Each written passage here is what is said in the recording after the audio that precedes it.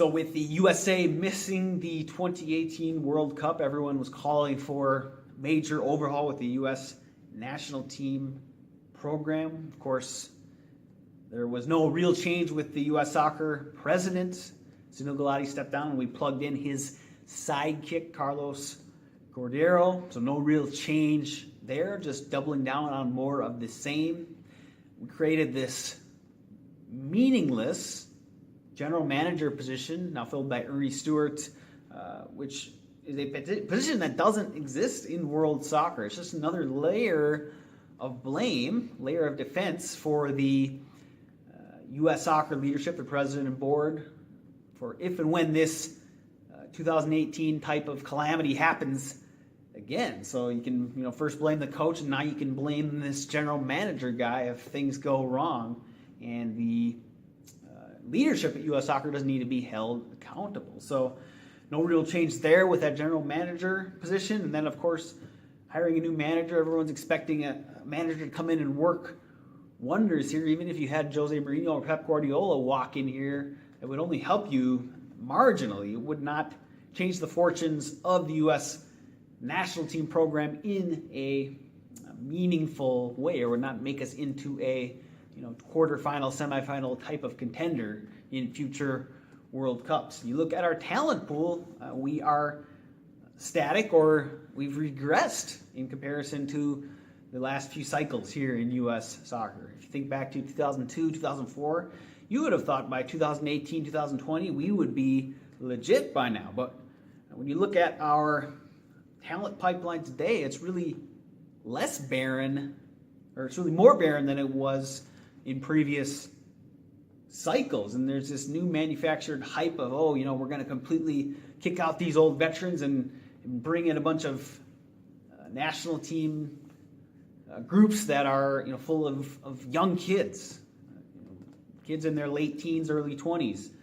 So with some of these guys, if you're in your early 20s, that's the time you should be well established with your club, and you should be national team fixtures by then. So there's really not a lot of time to develop. You should be ready by your early 20s. And then with the younger guys, there's some promise, and there's guys like McKinney with Schalke or Weah with PSG that are competing to try to win a place with good global soccer clubs in open system competition, and that's awesome. But the odds of a group of 6 or 7 late teenage guys coming good in terms of becoming quality national team players, maybe you'll hit on 1 out of 7 of those guys. So it's really a numbers game when you look at a national team pipeline. So pulling in a camp of 23 guys and saying, in 4 years we'll have 20 of these 23 guys be as stalwarts for our 2022, 2026 national teams, that's really just not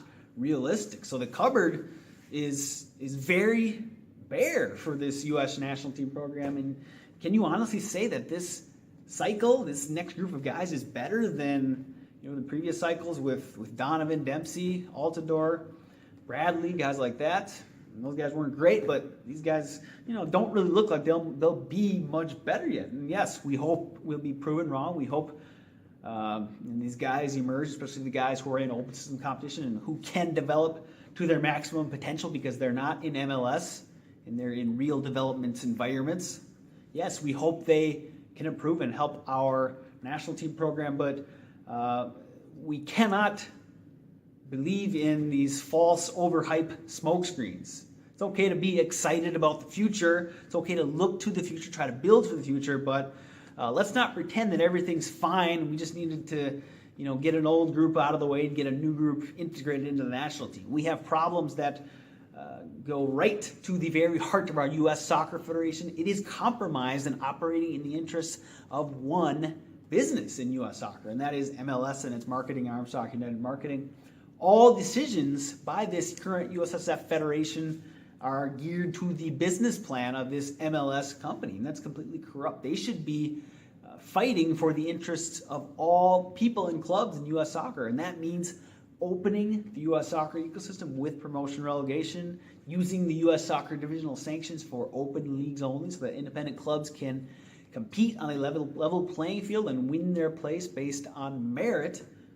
When you open the USA soccer market and give incentive to more than just Club MLS, all of a sudden you see thousands of clubs ready to mobilize, ready to scout, ready to develop, ready to invest in infrastructure to develop that U.S. national team player pool. Because really what happens is you just need to unleash restrictions, and then the clubs, the independent clubs, do the developing for you. The national team will just cherry picks the players they want whenever they call up a senior team for a friendly or a competition. So we just need to lift the restraints on the USA soccer market, allow these independent clubs to invest and compete, because no one's going to invest significantly when the return on investment prospects are extremely, extremely low. Sane business people are not going to participate in this USA soccer industry as it stands right now, where everything is